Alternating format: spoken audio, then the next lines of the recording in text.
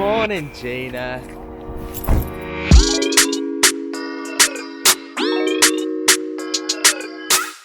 Welcome to the very first of the lockdown conversations. That's right. We are locked down. We are having a conversation. Yeah, we're in lockdown and we are having a conversation. I am Joe, I'm from Brightline, and I am Gina, I am from OTC. And we're just going to be chatting all stuff lockdown, giving you some tips, chatting a bit about how we feel going back into lockdown, all that kind of stuff. It's a bit crazy, so we decided that me and Gina would go for a little walk in a local park. Yes. What time is it? It's like 8 It is. a.m. You know what? I could give you an exact time. It is 8:16 a.m. Just saying to Joe, this is actually one of my favourite times today, guys. I'm such a morning person. If you know anything about me, it's that I love a morning. So, it's good. Gina, how are you doing first of all? I'm actually all right, you know. So lockdown is crazy. I literally just had 2 weeks of isolation as well. And then Boris announced another lockdown, so I was like, I've just been inside for 2 weeks and now I've got to go back in.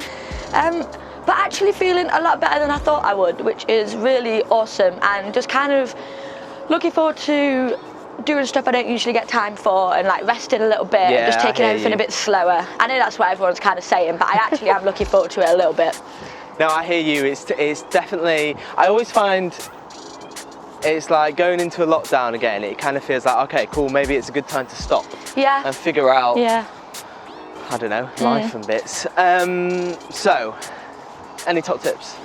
For going into lockdown, we need some tips, right? Yeah, we definitely do. Don't we all? I think my top tip, and it's something that I'm just learning a lot about, is just taking a bit more time with stuff. I feel like I just rush through everything, get everything done because I just want to tick off my list, and then I don't actually like even things like cooking.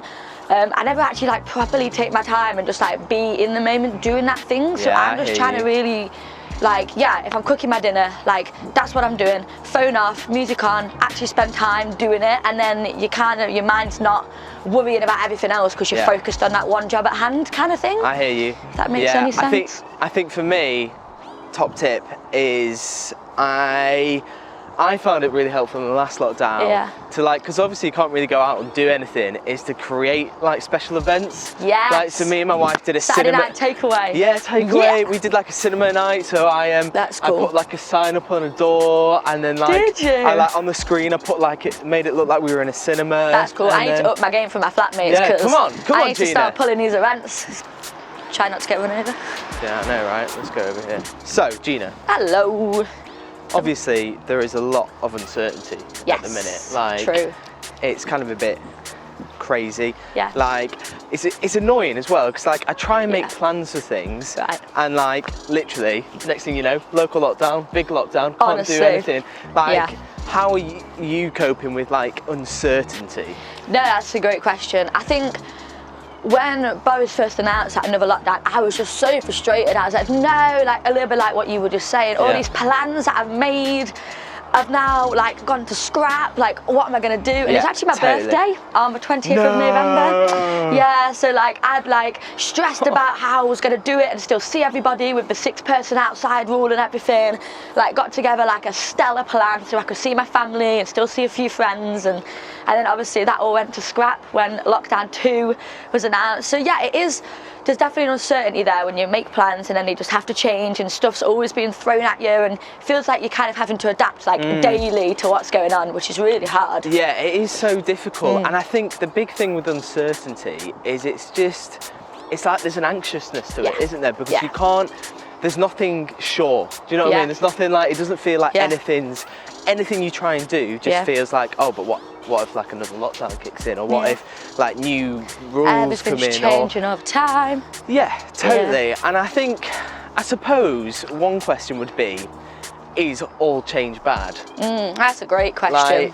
Because obviously it sometimes, like, we hate, I think as humans we often hate change, don't we? We hate. Yeah, can't relate to that. I hate totally. it. It's grim. But I suppose, I mean, what do you think? Do you think all change is bad, or? I think some change can definitely feel bad, and some change just isn't ideal. But I think all change, if we choose to, can be useful. And can like teach us something, or like I know over the last lockdown I discovered a lot about myself that I didn't know before, whether that was good things, bad things. like stuff I could work on. So I think, is change bad? No, I would say no. It's hard, but not all things that are hard are bad, right? No, that's true. I would say that it's hard and it's frustrating, and you can get super anxious about it. But I think if we choose to, we could. A lot of good can actually come from these situations. That's a really good point, actually, because I think oftentimes when there is change, it causes us to stop, and it causes us maybe reevaluate a little bit. Reevaluate stuff, but also I think. Often there is so much good stuff that comes out of change. Yeah, like for sure. Because it is tough. It is tough going through that. But like, I mean, you could take the charity we've worked for, The Message. Like, suddenly gone into lockdown, and it's like, what are we going to do? And they've set up this amazing, so cool, community guys. grocer where like people who are struggling to pay for their food shopping can come and get really good quality food for super cheap. And so for me, that's just a great example of like how we've had to adapt. That's it, isn't it? You've got to adapt, and it's not just giving up when something happens, when change happens. It's going, you know what?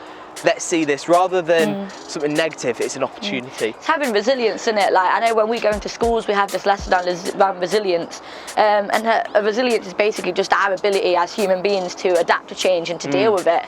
And resilience is a great characteristic. Like, if we can use this time and develop a bit of resilience, and that's going to be so helpful for future years and all of that. So I think a lot of good has come out of it, even though it feels super tough. How do you cope with change, Gina? How do I cope with change? Great question. I think I find the stuff in my life that doesn't change a lot, so whether that's like proper good friendships or like a hobby. Like for me, I love writing music. I will always write music. Like nothing really changes that. I can always write music, and like those friendships in my life and those relationships in my life, like my mum and my best mates, like that doesn't change. I can still chat with them. So I think it's really, really focusing on the stuff that isn't changing, the stuff that isn't shifting around you, and just really pressing into that a whole lot more. And then obviously me and Joe are Christians, so we wholeheartedly believe that our relationship with God doesn't change. Like, this doesn't change how much Jesus loves us.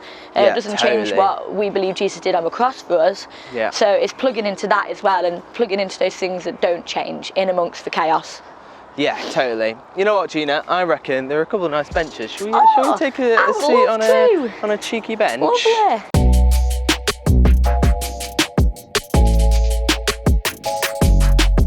Oh, so we found a nice bench. Oh, it feels nice. Oh, nice to put your feet up. I've just been like holding that stand and my hands are like, your hands are freezing. Yeah, so you were talking about how do you cope with change, weren't you? And uncertainty. I think that's the big thing. It's that feeling of uncertain. Nothing is sure. And I think, like you were saying, I think ultimately, it's embracing change and going, you know what?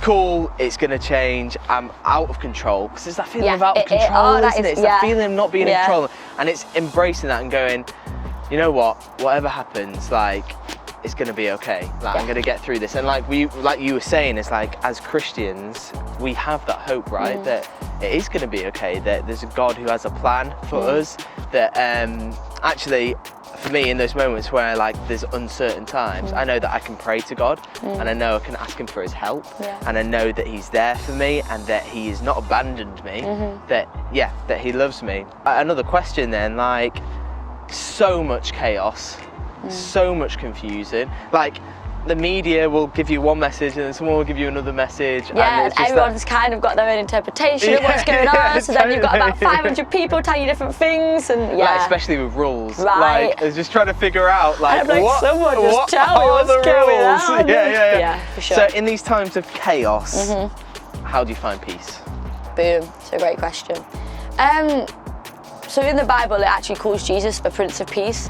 There's so many times in the Bible when Jesus just seems to come into these crazy, crazy situations, and he just brings peace and a lot of certainty where there might be uncertainty. Like, I know if you've ever seen Daniel talk, he... Wait for the little motorcycle to go past. Yeah, if you've ever heard Daniel from Brightline do a talk, he will often talk about this story in the Bible when Jesus is on a boat with his disciples, and there's this massive, horrible, horrific storm that just brews out of nowhere, and they're all panicking. Jesus is chilling, Jesus is asleep, and then Jesus stands up and he just basically tells his storm to shut up and to quiet down and to go away, and it does. And what I love about having a relationship with God and having a relationship with Jesus is that it doesn't matter how big the situation is or how small. It can be a global pandemic, or it can be stuff that I was struggling with years before COVID was even a thing. But Jesus cares about every single tiny little thing that might be causing you to be anxious or nervous or worried. He cares about all of it, and he does bring peace. I think the only thing, I mean, you look around the world and there's so many different things that we can try and get peace from, whether that is what the news is saying or what our mates are saying, whether that is doing well at school or being popular or having loads of mates. We can try and find all of these things to try and make us feel peaceful and like we've got it all together, but ultimately those things always fall through. But a relationship with Jesus is completely different to anything else that you can experience in terms of giving you peace and comfort in crazy times, because it never changes. Yeah, I think it's really good what you're saying. It's like all the circumstances in the world can change, but Jesus never changes. He's always the same, and he's always consistent. And what I love about that story that you were saying about Jesus in the boat is that the disciples freaking out. They lose it.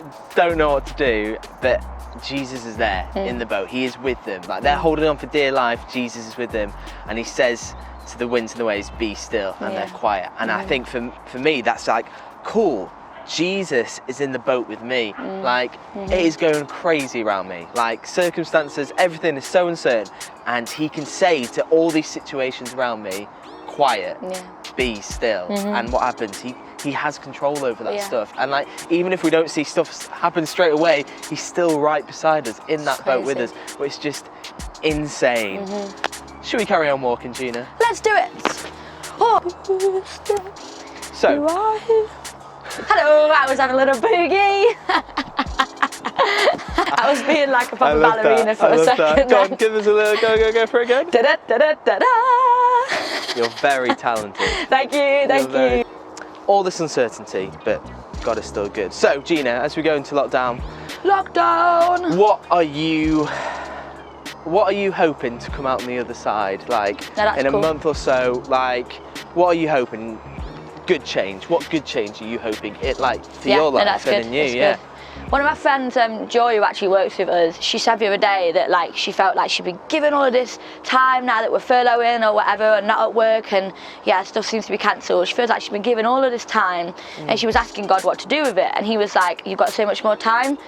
Go love people with it. Go do that." So I want to do that. I feel like just the busyness of life can make us so self-centered without us even realising, and kind of we just get wrapped up in what we've got cracking off. So I really want to leave the second lockdown just having let go a little bit of being a bit selfish sometimes, you know. Totally hear you. And I just want to kind of like have my eyes opened again to what I can do to just help the people that are in front of me and with me in life, really. Just try and love them a little bit better, have more time for them, all that stuff. Yeah, I totally agree. I think I'm exactly the same. It's like I want to take this opportunity to kind of stop and be like, cool, how can I help others? How can, not just look at ourselves, but look at the wider needs of other people, which is so important. For sure. So that's it for the first edition of Lockdown Conversations. Why don't you put in the comments kind of what you're hoping to get out of lockdown, amidst all this uncertainty and all this change, what good things do you want to see come out of it? Because let's not take this as a negative thing. It could be an amazing positive thing. It could be an amazing time for you to get really good at your craft if you're good at music or art or swing ball or sport, whatever it is. Take it as an opportunity. This is an opportunity to do stuff that you always wanted to do. Maybe in a slightly different setting, but focus on something that you would have loved to have done if you had more time. Remember, Jesus loves you. He's got a plan for you amidst all this uncertainty. Jesus is the rock. He is a firm foundation. Nothing changes. We'll see you guys in a bit.